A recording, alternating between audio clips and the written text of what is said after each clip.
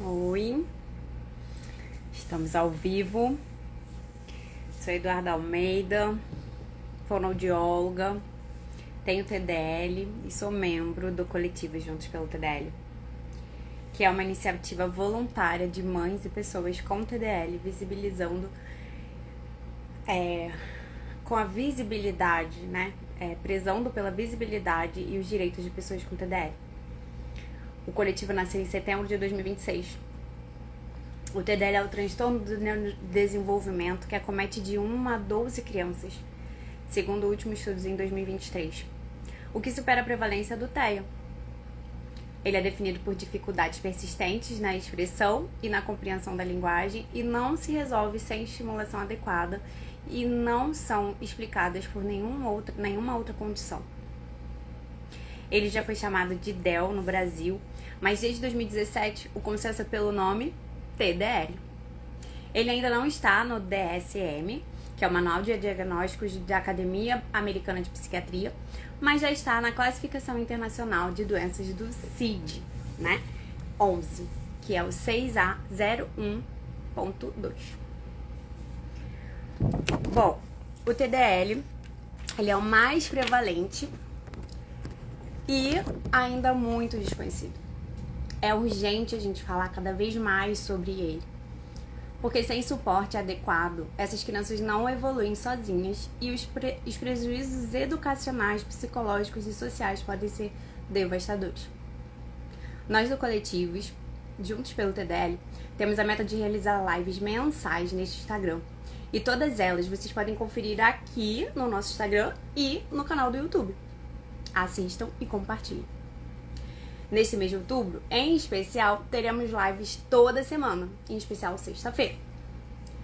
Hoje, teremos a doutora Mônica Simons Guerra, que é otorrino e foniatra, mãe de 2 filhos adolescentes, com experiência na avaliação de transtornos de fala. Caiu um negócio aqui. Transtornos de fala, linguagem e aprendizagem, além de casos de fissuras lábio-palatinas e perda auditiva. Formada em medicina e com residência em otorrino pela Santa Casa de São Paulo. Possui doutorado em comunicação humana e saúde pela PUC São Paulo. Atualmente coordena o departamento de foniatria da ABOL CCF e atua como professora do Fellow de Foniatria na DERSDIRC PUC São Paulo. Acredito que ela já esteja aqui. Deixa eu ver aqui, Mônica Guerra. Então, aceitar, já convidei. Aí, aceitou. Oi, Olá! Seja muito bem-vinda! deixa eu colocar aqui que... Pronto, dá para me ver? Estamos te Oi, vendo. Duda. Boa noite. Tudo Boa bem? tarde, né? Ainda não chegamos, mas estou muito feliz de estar com vocês, viu? Você é uma querida. Seja bem-vinda. Obrigada. Vamos lá. Ai, ó, tô até Vamos. emocionada aqui. Vamos ver o que a gente vai falar hoje. Você falou tão bonitinho, Duda. Foi muito linda a sua apresentação. Você tá de Obrigada. parabéns. Sério mesmo, viu? Muito legal. Gostei bastante. Obrigada. Vamos lá. Bom, então, a gente chegou a conversar, né, pra gente falar meio que do desenvolvimento desde o nascimento até os 2 anos de idade, não foi isso? Que a gente deu uma alinhadinha assim. E aí eu acho interessante você falar um pouquinho pra gente do nascimento, da audição, da importância, né, da audição para ajudar nesse desenvolvimento da criança, do bebê. Então vamos lá. Olha, eu vou falando e você vai vendo o que eu posso ajudar ou não aí, até para a gente poder chegar no TDL e não fugir do assunto, tá? Mas eu acho que é muito importante a gente falar mesmo, falar da linguagem, falar da audição, por que a audição é tão importante nesse desenvolvimento e depois chegar aí nos sinais de alertas, né? O que a gente precisa observar nas crianças pequenas para pensar se tem TDL ou não ou outras condições. Mas assim, né, a linguagem, né, nos seres humanos, ela é uma das funções mais importantes, né? E a gente começa a ter linguagem, tá tudo certo aí? Tá tudo certo. Então a gente começa a ter linguagem desde a barriga, né? Então, se você pensar, o bebê ele está se informando e ele tem todo o processo de formação dele, e aí ele vai formar o ouvidinho, ele vai formar a parte neurológica, e aí chega lá pela 26ª semana de gestação e o bebê faz as conexões entre as células do ouvido que já estão formadas com o cérebro. E aí, a partir desse momento, ele faz uma conexão e ele já começa a ouvir. E aí ele vai percebendo esses sons, ele começa a ouvir a voz da mãe, ele ouve de forma diferente porque ele está lá na barriga tem líquido amniótico, tem outras estruturas, então ele está ouvindo diferente, mas ele começa a perceber as nuances, né? A entonação da fala da mãe, então ele já está começando a desenvolver uma parte importante da linguagem que a gente chama de prosódia. Aí o bebê nasce, aí a mãe, o pai vem lá fazendo um monte de gracinhas e o bebê ele vai começar a ouvir por via aérea, né? Sai todo aquele líquido dele. E aí ele começa a perceber essa fala. Ele percebe que existe algum significado, vai começando aí nessa fase do desenvolvimento. Por isso que a audição é muito importante. Essa audição faz esse link com a linguagem oral. A gente tem outras formas de linguagem, mas ele faz um link muito importante com a linguagem oral. O bebê vai percebendo essa fala da mãe, ele vai tentando produzir alguns sons, né, que a gente chama de feedback positivo, mas é claro que é muito mais do que isso. O bebê ele faz uma análise disso. Ele vai percebendo, nossa, mas eu estou produzindo meio que errado, né? Vou começar a produzir mais parecido com a língua materna. E ele vai indo. Até que chega no primeiro ano de vida, né? E aí, no primeiro ano de vida, ele já começa a produzir alguns sons que às vezes ele nem sabe o significado, mas ele já começa a fazer sons parecidos com a língua materna, em cópia aí da mãe. Eu tenho um gato aqui que tá querendo entrar, não vou deixar ele entrar aqui hoje não, senão ele vai fazer bagunça. Então vamos lá. Por isso que a audição é muito importante, né? Então quando atrasa a fala e a linguagem, um dos primeiros exames que a gente vai pedir, que a gente vai solicitar, é a audiometria, mesmo na criança que falhou a triagem, mesmo que a criança não falhou na triagem auditiva, né? Mesmo que a criança fez e deu tudo certo. Então é um dos exames que a gente vai pedir.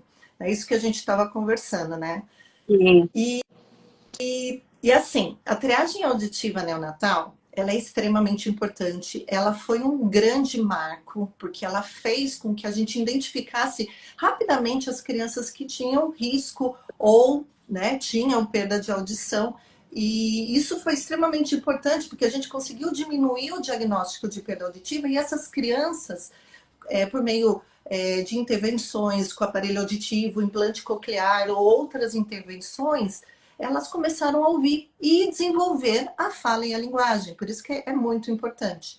Mas aí quando chega uma criança, né, com 1 ano, com 2 anos de idade, que está atrasando esse processo de fala e linguagem, a gente tem que ficar de olho. E um dos exames que nós médicos pedimos é o exame para avaliação auditiva.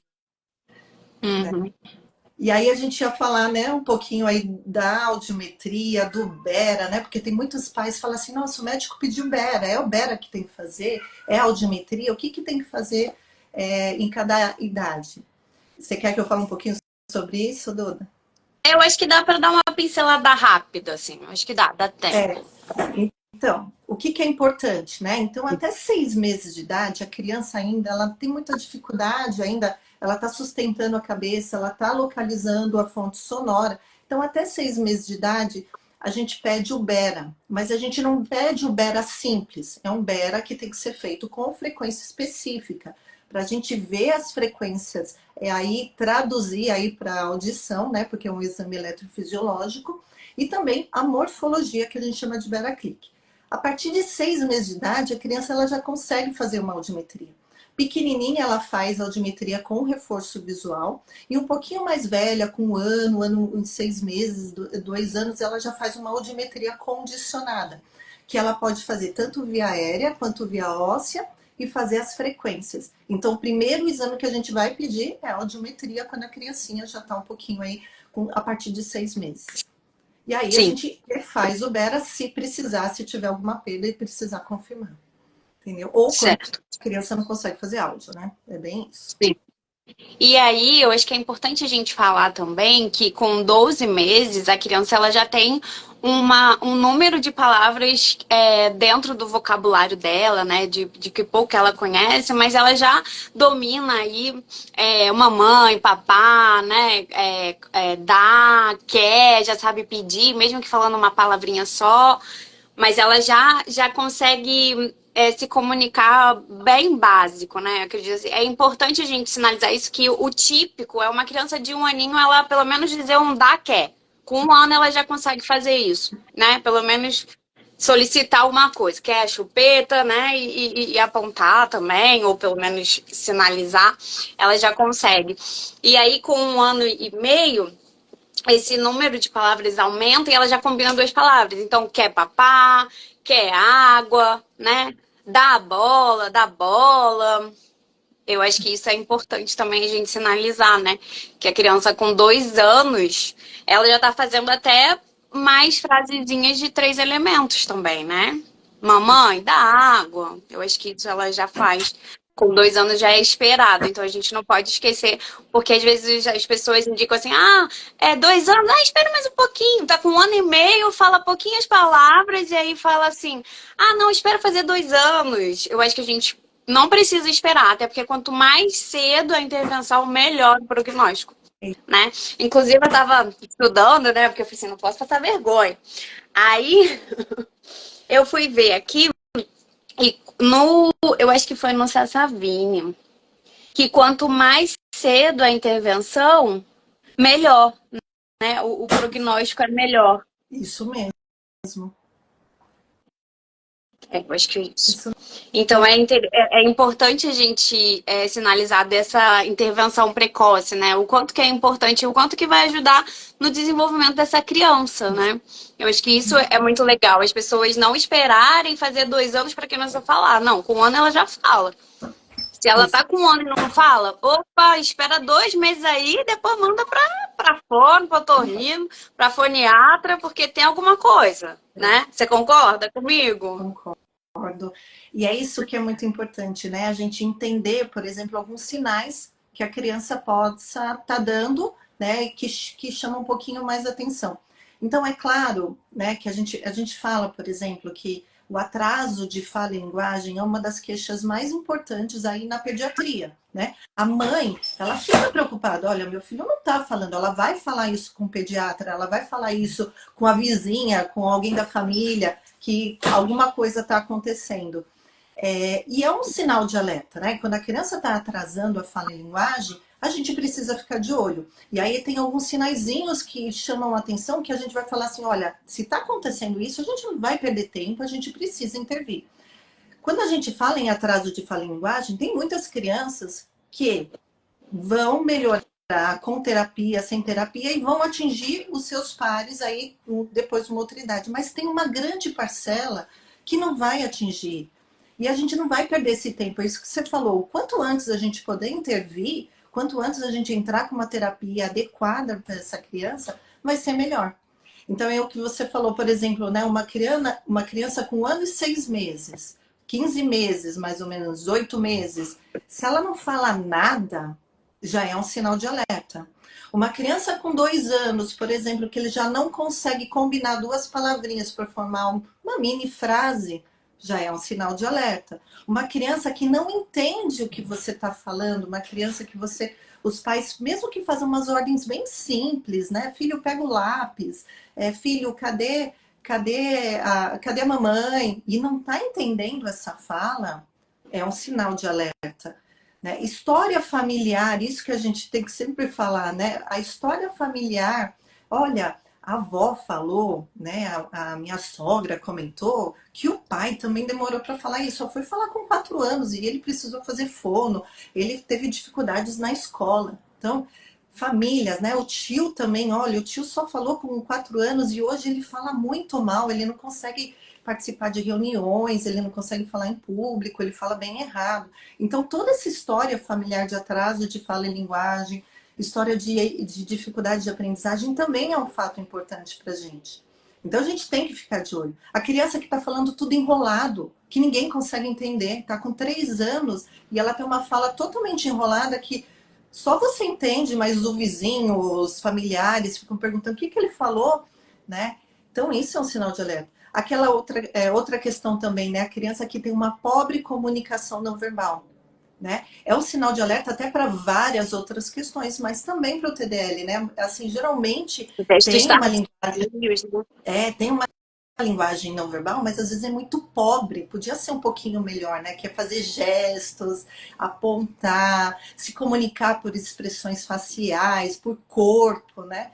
Então, às vezes isso é muito pobre e a criança ela tá dando Já tá sinais. sinalizando, né? Já tá sinalizando. E aí, uma coisa que é super importante, até que você estava comentando, então, quando eu falo da pediatria, antigamente, né, quando a gente não tinha os marcos do CDC atualizados, né, tanto do CDC como a Academia Americana de Pediatria publicou os marcos, antigamente era 50%. Então, se a criança fazia ou não fazia, 50% de chance. Hoje mudou isso. Se a criança não faz esses marcos que você estava falando, já é 75%, já é um Uhum. sinal super de alerta, tanto para os pediatras, para a família, para procurar um profissional adequado, né?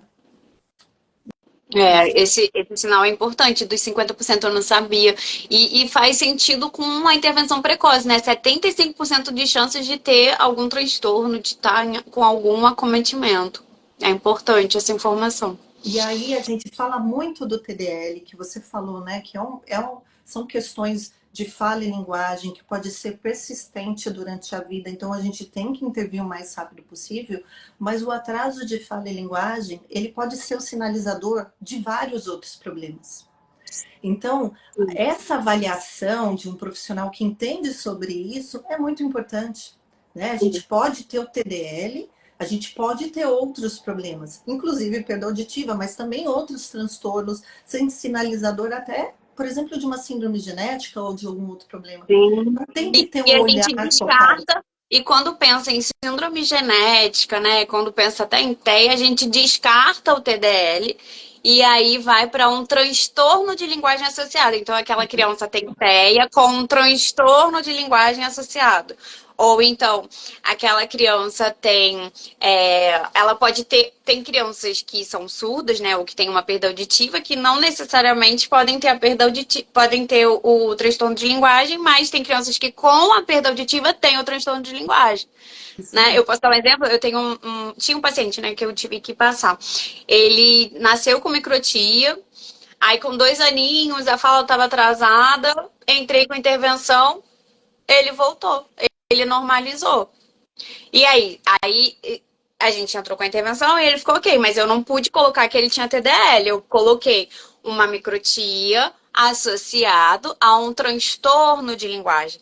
Eu acho que isso é importante também. E que outros transtornos também podem ter transtornos de linguagem, né? Não só o TDL. O TDL, ele acaba que por si só meio que puro, né? Para ser TDL, ele não pode ter outros transtornos. Mas eu acho que isso também é importante, né? A gente sinalizar que o TDL ele não pode estar associado a outra síndrome genética, por exemplo. Condições médicas, isso Outras mesmo.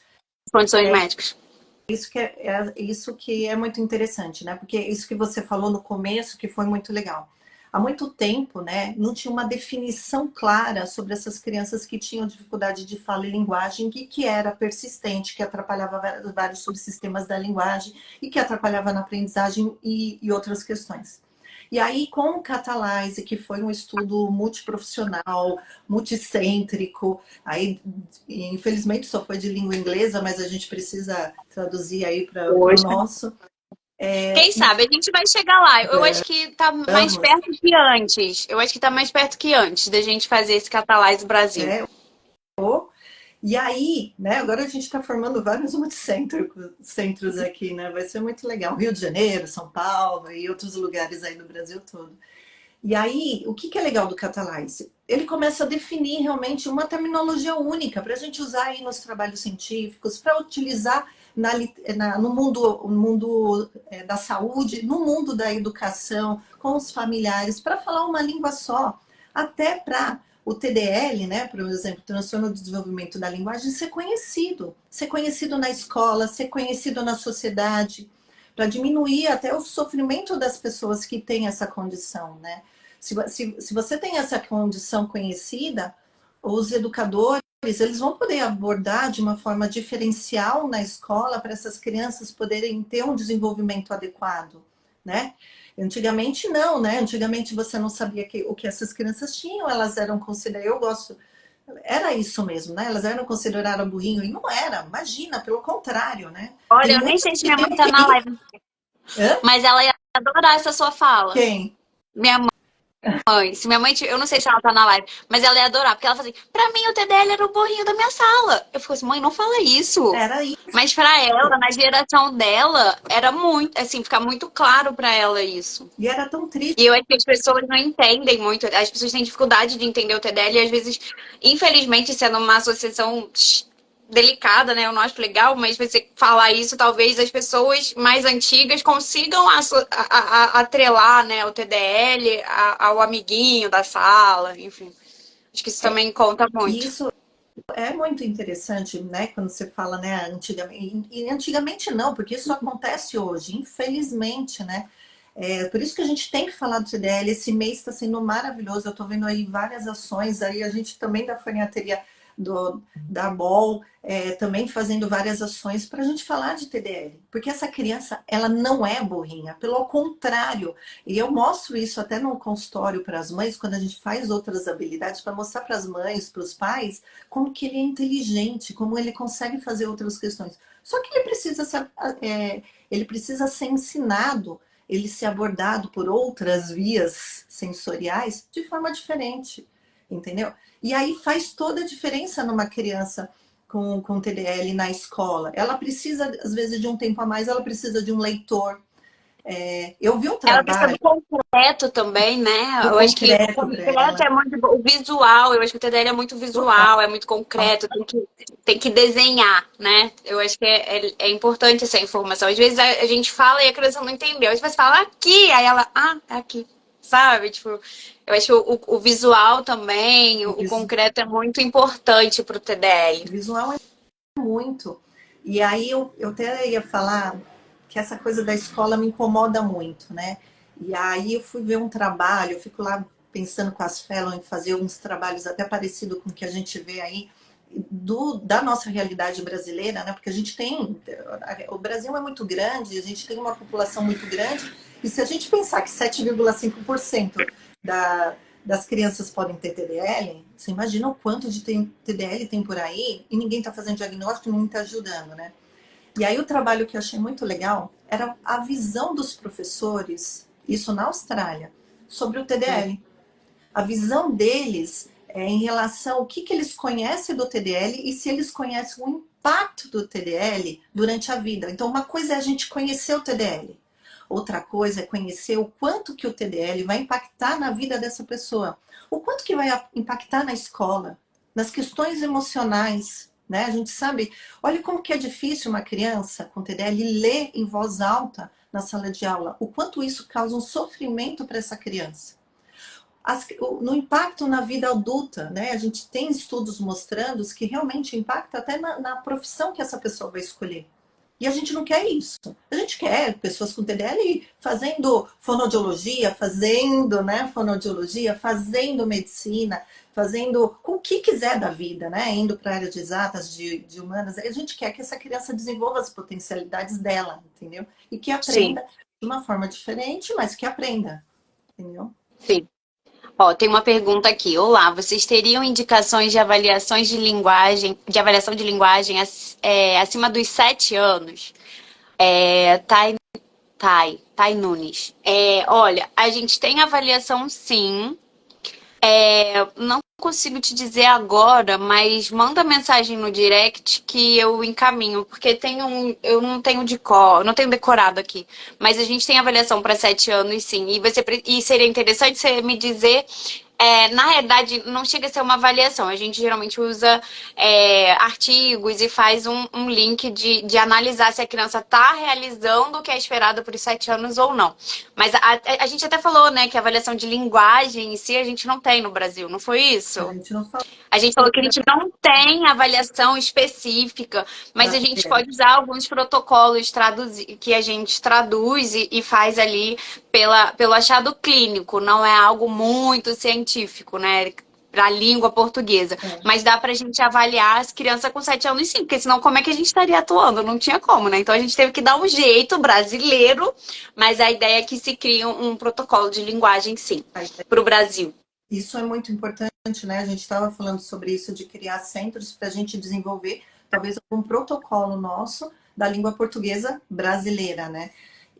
Mas assim, a criança com TDL, né? Ela tem várias questões que a gente precisa avaliar. Então, existe avaliação de linguagem e avaliação clínica. Então, esses dois juntos, eu acho que são super importantes. Então, o papel do fonoaudiólogo nessa avaliação de linguagem, que vai ver vários aspectos, vai ver os aspectos do sistema fonológico, vai ver os aspectos da sintaxe, do léxico, do semântico, da função pragmática, das funções narrativas, e o médico, né, o foniatra, avaliando todo esse conjunto no funcionamento da criança e também pedindo os exames, avaliando outras questões que estão envolvidas com o desenvolvimento infantil. E é muito importante até... A Tânia Maria, ela perguntou, é um diagnóstico que o fonoaudiólogo que fecha, né? E aí, sim, é o fonoaudiólogo que faz a avaliação dos subsistemas da linguagem, né? E aí, geralmente, a gente faz parceria com a foniatria, justamente para pedir exames extras, né? Que sejam necessários para poder fechar o diagnóstico. Mas a gente que dá o diagnóstico de TDL, né? Eu acho que é a fonoaudiologia que ainda tem ajuda nessa decisão, né? Sim, a fonoaudiologia, tudo, né? Tudo é um parceiro, né? Mas o foniatra, ele tem um papel muito importante. Por exemplo, né? A gente tem o neurologista que vai do TDAH, né? Então, ele faz análise de vários relatórios até para poder fechar o diagnóstico TDAH. Ele vai pedir, por exemplo, uma avaliação neuropsicológica, uma avaliação com a fonoaudióloga, com o psicopedagogo, com o neuropsicológico, até para fechar esse diagnóstico. A mesma coisa em relação ao TDL.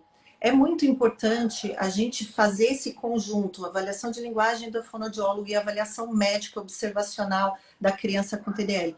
Você pensar que a linguagem no nosso cérebro é extremamente complexa e ela pode estar associada até com outras questões do desenvolvimento infantil, porque a criança, ela não se desenvolve só o bonitinho, linguagem e fala, ela desenvolve no todo e precisa. E o foniatra, ele fecha também o diagnóstico, né? Eu acho que é muito importante. Durante a avaliação, a gente fecha. Uma das coisas que eu faço, eu peço muito relatórios. Então, eu peço relatório da escola, mas de função específica. Quem já passou comigo sabe que eu peço questões específicas da escola, porque onde que a criança está todo dia? Ela está na escola.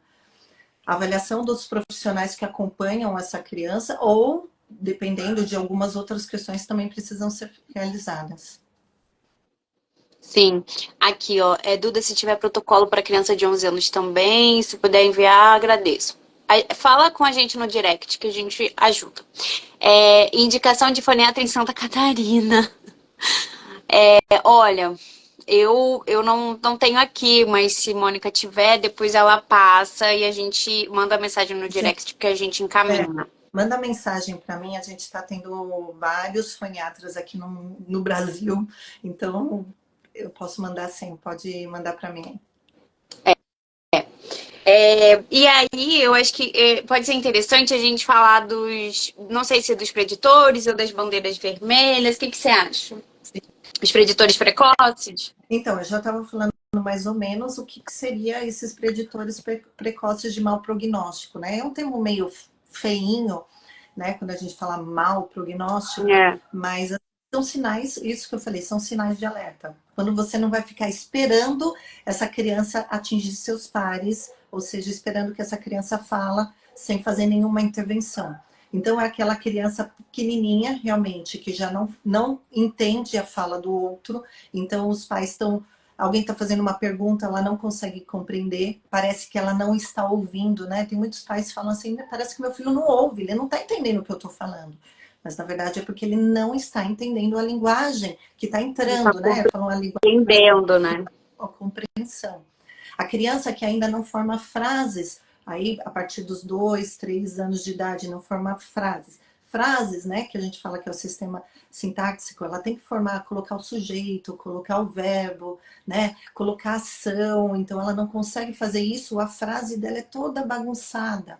Ela fala totalmente errado, ou enrolado, que ninguém consegue entender, né? Quando, por exemplo, tem mais subsistemas afetando essa criança, principalmente crianças um pouquinho mais velhas, então ela tem uma falha no sistema fonológico, que são aquelas trocas, ela tem uma falha no sistema léxico-semântico, ela não consegue encontrar a palavra do que ela quer falar. Então, às vezes, ela vê uma galinha, aí ela fala pintinho, né, que é parecido, vai. Ela fala passarinho, né? Ela vê a galinha, fala passarinho. Ela vê uma baleia e ela fala tubarão, porque ela às vezes não consegue encontrar, ou ela faz o sonzinho da palavra porque ela não consegue encontrar essa palavra. Então ela sabe o vocabulário, ela tem aquele vocabuláriozinho na cabeça dela, mas ela não consegue encontrar a palavra. O acesso foi difícil, né? Ela tem muita dificuldade, por exemplo, outro fator que é um fator super importante numa criança mais velha, você pedir para repetir uma frase. Aí você faz assim para a criança, fala para a mamãe que cor ela prefere. Né? Então eu estou brincando com lápis de cor e ela tem que falar essa frase e ela não consegue falar essa frase para a mamãe. Mamãe, cor. Então você percebe que mesmo Ou então ela eu... fala a cor, ou então ela fala assim, ela responde a cor dela, né? Tipo assim, ela chega pra mamãe rosa. Ao invés dela falar, ela responde, Já né? Ela fala. porque é muito mais fácil para ela. Ela sabe que a mamãe gosta de rosa, então ela vai lá e fala rosa, né? E não consegue formar essa frase, né? A gente faz muitas tarefinhas lá na foniatria, né? Com esse sentido clínico, para a gente poder entender o funcionamento do cérebro dela. Então, por exemplo, a criancinha mais velha, eu conto uma historinha para ela e uso até cartelinhas para ela direcionar essa história e peço, por exemplo, ela contar para a mamãe. Eu falo assim, mamãe, aí tampa os ouvidos, que eu vou contar uma história para sua filha e depois ela vai contar para você. E ela fica super feliz, porque ela tem que contar essa história para a mamãe. E aí, mesmo usando as cartelinhas, tendo uma sequência visual, porque isso ajuda muito as crianças com TDL, ela tem dificuldade, que a gente chama no discurso, que é na função narrativa dessa criança. Então, olha o quanto que isso afeta a fala dela. Agora, você imagina ela em casa e ela quer contar o que aconteceu na escola. Ela não consegue contar. Olha o quanto que isso gera de frustração para ela. Aí ela prefere não contar mais, porque ninguém entende o que está falando, né? Então, é uma situação muito complicada, né? É uma situação que precisa ser muito cuidada, né? E atendida. E a gente ir atentando a essa prevalência, né? Porque se a gente for pensar numa sala de aula com 36 crianças, 3 crianças dessa sala vão ter TDL. E os professores precisam ter consciência do que é TDL para justamente orientar o pai, porque o professor está ali na escola e a criança quer contar como é que foi o final de semana na sala. Ela não consegue e a professora prefere não perguntar mais para aquela criança porque ela não sabe contar. Quando, na verdade, a professora precisa ter um alerta de que, olha, fulaninho não tá falando, não tá contando história, tá com dificuldade de relatar o final de semana. Leva numa fono, leva numa foniatra, né? Eu acho que isso seria algo muito importante para intervenção, né? Para as crianças que estão em sala, que não foram... Porque o que acontece? As crianças que não tiveram dificuldade na fala, elas não chegam no consultório pra gente. E aí elas só vão ter dificuldade quando começa a exigir mais na alfabetização, depois da alfabetização, aí elas exigem, aí elas aparecem ou não, né? Ou então ficam ali os pais brigando, achando que é preguiça, achando que é tudo menos que é TDL. Então eu acho que é importante a gente falar mais ainda do TDL justamente para melhorar esses relatos, essas narrativas. Olha a pergunta, tem uma pergunta aí bem interessante, né? Na alfabetização, como será, né? Então, você imagina que essa criança ela teve todo um processo para poder falar. Isso foi muito difícil para ela, principalmente para fazer essa análise fonológica no cérebrozinho dela, essa análise sintática. Quando a gente pensa em frases, né? Olha como é complexo no nosso cérebro a formação de uma frase. Então, a gente está formando uma frase, a gente está de acordo com as regras do nosso idioma. Então, aqui eu estou falando português, então eu estou falando uma frase de acordo com o nosso sistema da língua portuguesa. Então, eu coloco o sujeito de jeito, verbo, ação, de um jeito que a gente aprendeu. Então, você imagina como isso é complexo. E a gente faz isso de forma totalmente automática no cérebro. Eu não estou pensando na regra gramatical quando eu faço isso. E aí, fora isso, eu tenho que elaborar o pensamento, eu tenho que elaborar quais as palavras que eu vou usar, eu tenho que colocar o sujeito no tempo certo, eu tenho que ver artigo, né? Eu tenho que ver se está no feminino, masculino, se a palavra é feminina, se a palavra é masculina, intermediária, né? Indeterminada, se eu tenho que usar plural ou não. Olha como isso tudo é muito complexo. E aí vai chegar na alfabetização, essa criança ela vai ter que entender, por exemplo, o que a gente chama de consciência fonológica, que ela vai ter que pensar sobre a formação das palavras. Ela vai ter que pensar sobre a formação das frases, porque ela vai ter que escrever. Ela vai ter que fazer a conversão do sonzinho para o grafema, ou do grafema para o fonema. Olha como tudo isso vai ser complexo na alfabetização, e se uma criança tem TDL, o quanto isso já foi difícil para ela, imagina na alfabetização como vai ser.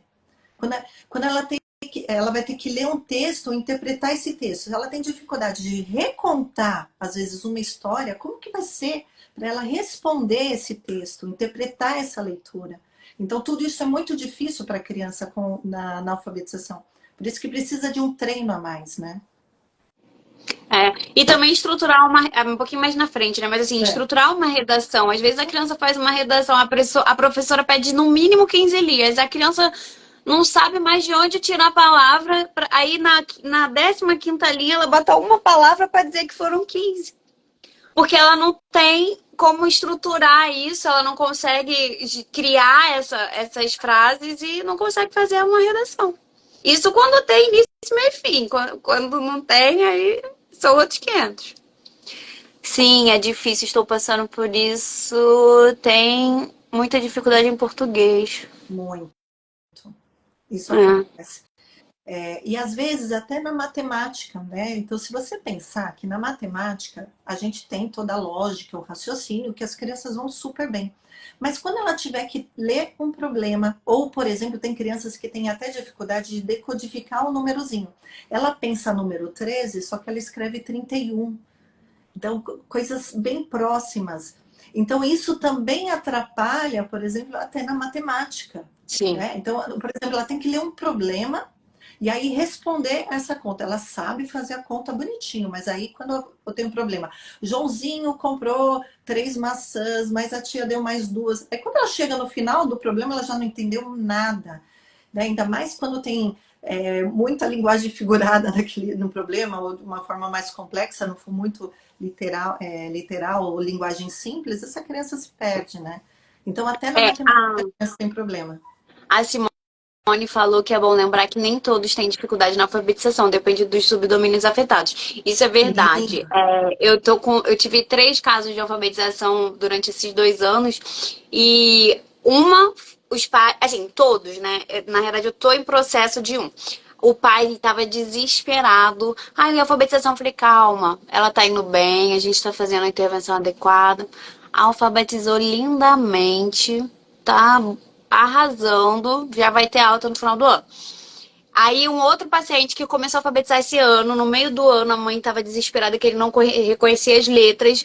Ele faz 2 vezes na semana, entrou uma psicopedagoga e ele está evoluindo lindamente. Hoje eu recebi um vídeo, antes de começar a live, eu recebi um vídeo que ele escreveu meu apelido, Duda. Aí a Mari me mandou mensagem aqui, aí nossa, pô, para uma criança que não estava reconhecendo nenhuma letra, escrever Duda, gente, fantástico. E é TDL. Então, mas isso... E aí... Então... Não, e aí agora um outro caso que os pais também estavam desesperados e ele nem começou a alfabetização, ele tá na pré. Nos reconhecimentos. Esses dias ele tava juntando as letrinhas e ele, por que que a baleia começa com B e em inglês é com H? Aí eu falei, porque é outra língua. E ele já tá fazendo a associação das iniciais das palavras, dos objetos e dos animais. Eu falei assim, vou avisar o pai que não precisa ficar preocupado, que vai chegar lá, que tá alfabetizando legal. Então, isso também é legal a gente sinalizar, né? Que nem todo mundo vai ter dificuldade. Cada um vai ter sua peculiaridade. O TDL é um transtorno do desenvolvimento da linguagem que a gente vai ter, que a gente não classifica o TDL, né? Não existe classificações, mas a gente tem crianças de diferentes comportamentos. Então, por exemplo, quando eu faço o relatório, eu até descrevo quais essas características da criança, porque o TDL que teve um paciente seu é diferente do outro, que é diferente do outro. Então, assim, as dificuldades, às vezes, que um vai ter na escola vai ser diferente do outro ou não vai ter. Mas todos esses 3 casos que você relatou e que é extremamente importante, lembra que você falou, uma das primeiras coisas que você falou, da intervenção precoce. O quanto mais você agir com essa criança, você vai ter melhores resultados, principalmente na alfabetização. E quanto mais você introduzir, por exemplo, consciência fonológica para essa criança menorzinha, melhor vai ter essas habilidades mais aguçadas, né, na alfabetização. Então, tudo que você fez, você está colhendo frutos, entendeu? Então, é claro que... E outra, né, a criança, ela pode, por exemplo, eu mostro muito para os pais que ela pode usar muito o visual até para alfabetizar, porque ela reconhece, às vezes, a palavra e aí depois ela vai para o fonológico, ela faz, às vezes, o inverso que uma alfabetização tradicional. E porque ela vai muito bem, às vezes, nessa memória visual, entendeu? E aí ela vai aumentando o repertório, porque o cérebro é inteligente e vai aumentando o repertório e entendendo o processo, a ortografia, né? Formando aquela memória ortográfica por meio do visual dela e ajudando. Por isso que muitas crianças, às vezes, vão muito bem, porque elas têm estratégias para irem melhores, entendeu? Isso que é legal. Uma pergunta. A escola é obrigada a realizar materiais adaptados? Você quer responder? Então, na verdade, assim, né? Quando a gente pensa em inclusão, tá? Inclusão, a escola, ela tem que identificar as crianças, né? A gente somos todos diferentes dentro das nossas diferenças. Então, a escola, ela tem que, sim, identificar as crianças que têm alguma dificuldade e, sim, trabalhar de forma individualizada. No entanto, né, a gente tem condições, né, deficiências, síndromes, o TEA, por exemplo, que eles têm leis específicas que vão atuar nessa inclusão de uma forma muito mais legal.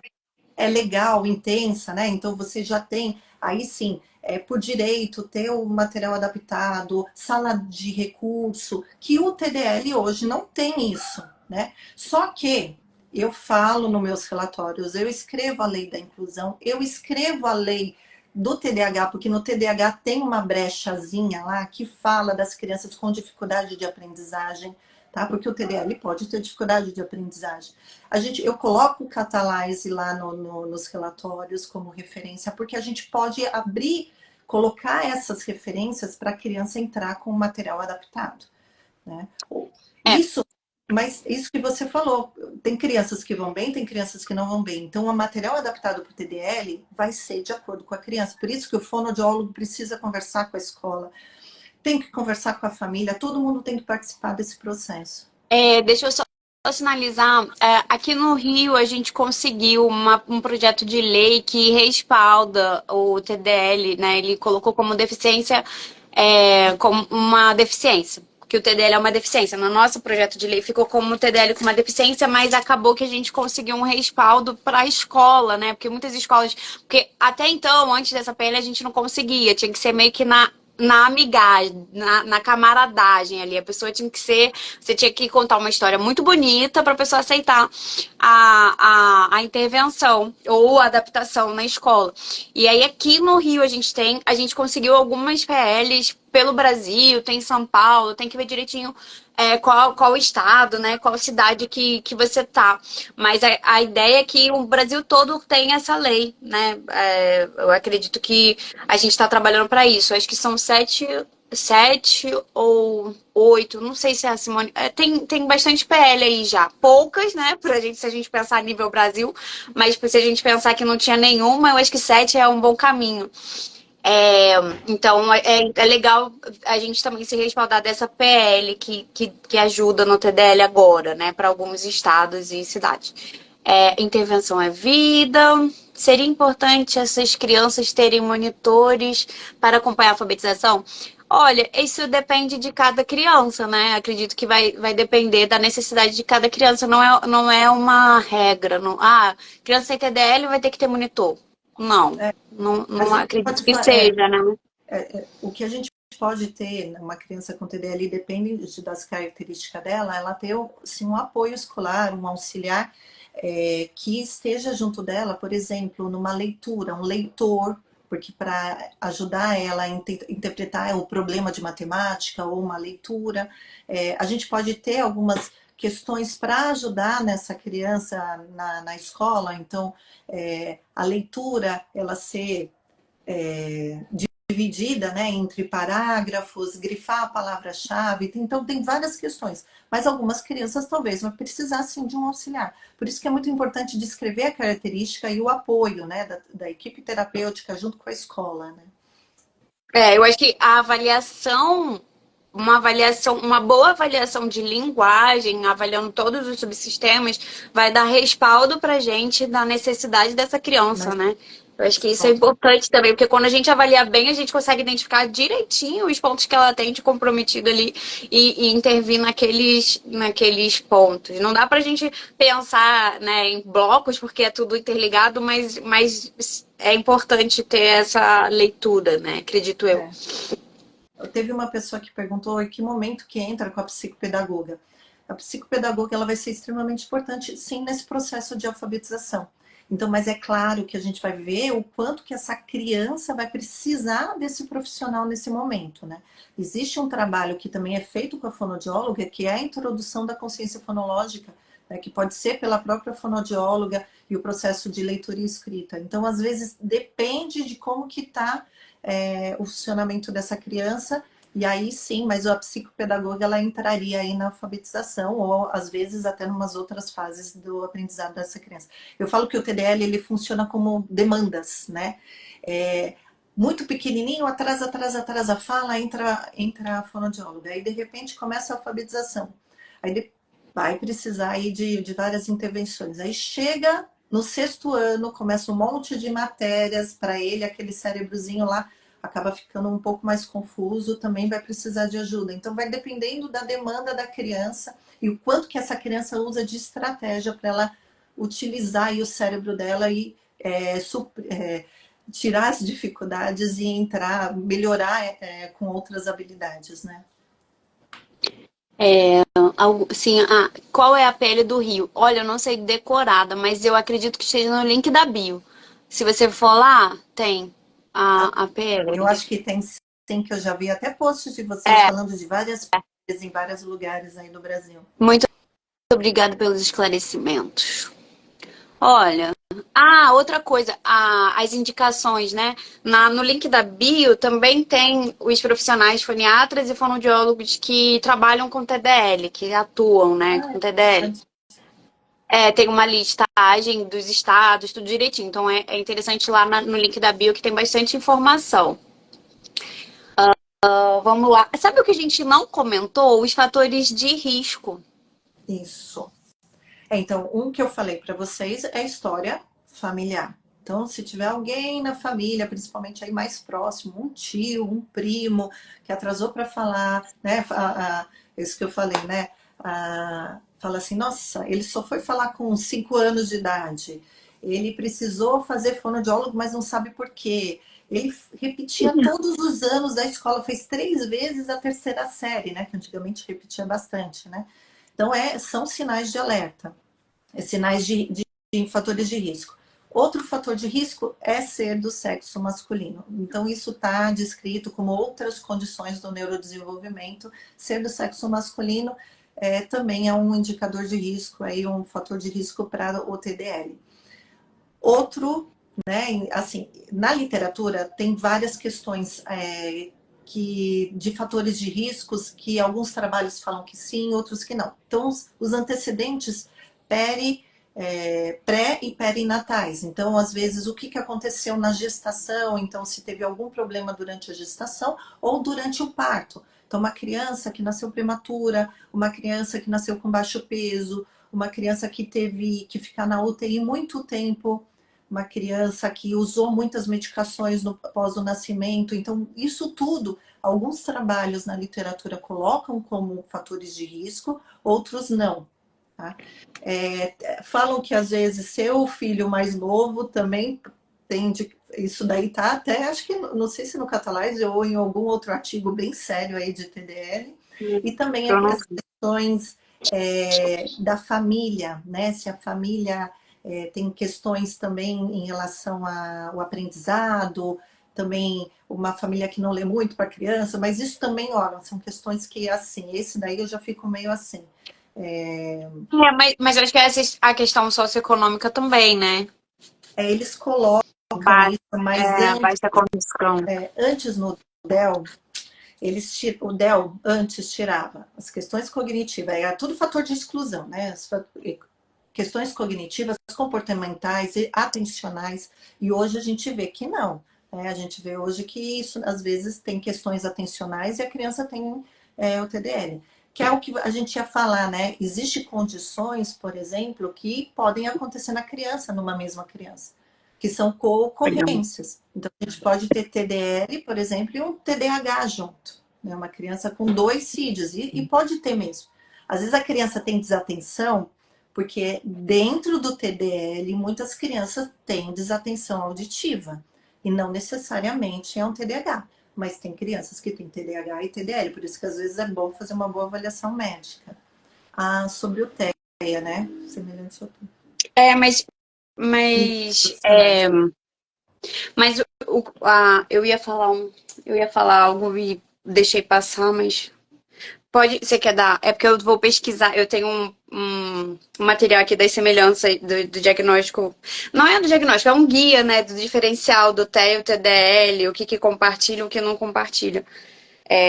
Por exemplo, no TEA, né, o TEA tem critérios bem estabelecidos, né? A gente tem que saber disso, né? Tem os critérios A, tem os critérios B, e é importante a criança, para fechar diagnóstico, ter aí os 3 critérios A, 2 pelo menos critérios B, e tem algumas diferenças, sim, né? Então, assim, mas na criança pequena, às vezes é muito difícil, às vezes, você fechar um diagnóstico de um ou do outro, tá? Por isso que quando você fala intervenção precoce, é muito importante. Às vezes você não consegue fazer uma diferenciação do outro. Lembra que eu falei que às vezes a gente tem um TDL que tem muita dificuldade em compreensão, tem muita dificuldade na linguagem não verbal?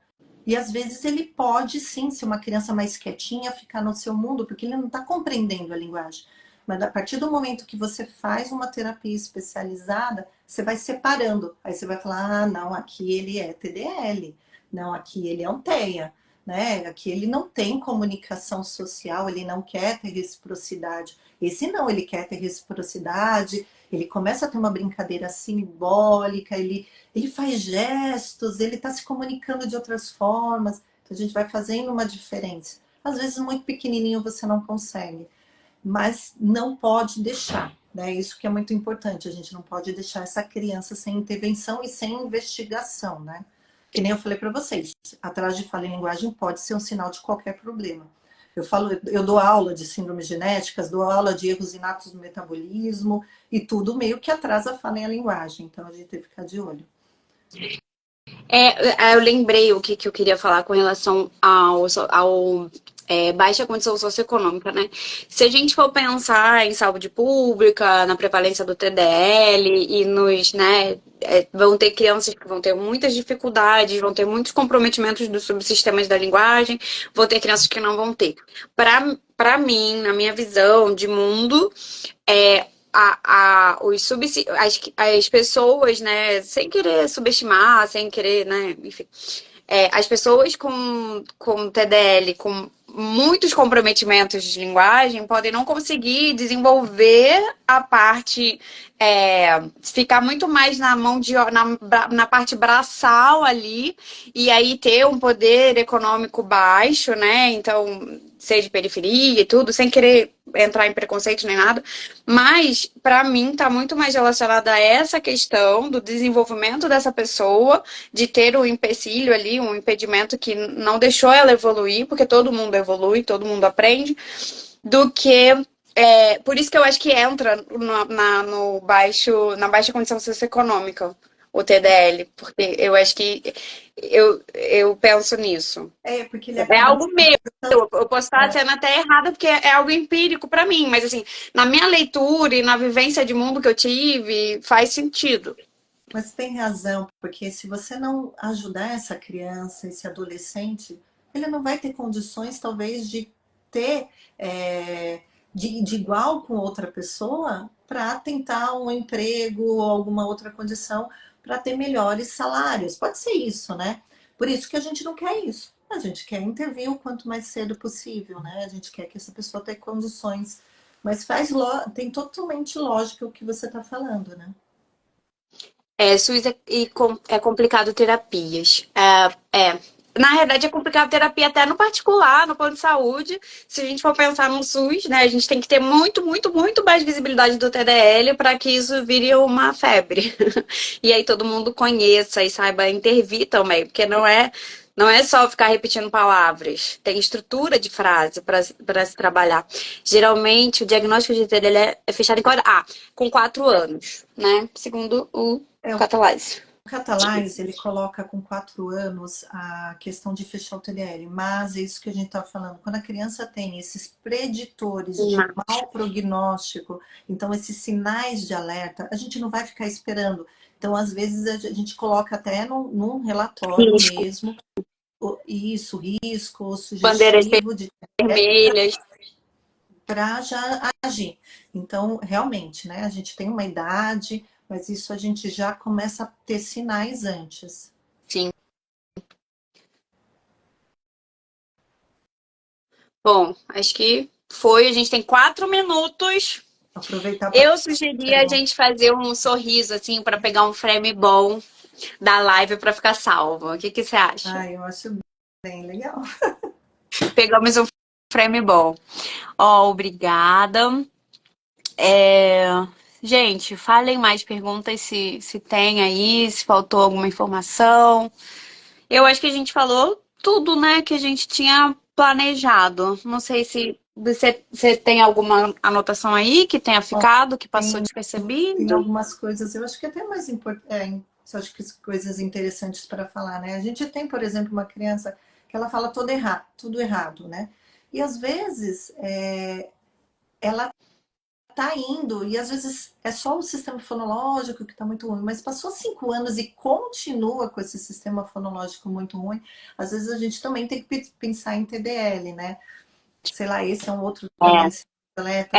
Assim, é claro que tem que investigar os outros subsistemas de linguagem, né? Por isso que uma avaliação.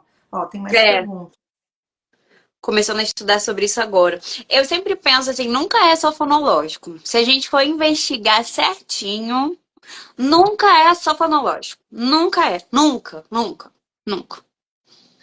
Sempre tem um negocinho ali. Às vezes é um cheiro, assim, um fio de cabelo, aí você resolve e vai embora. Eu tive um paciente que foi assim. Foi o meu primeiro paciente.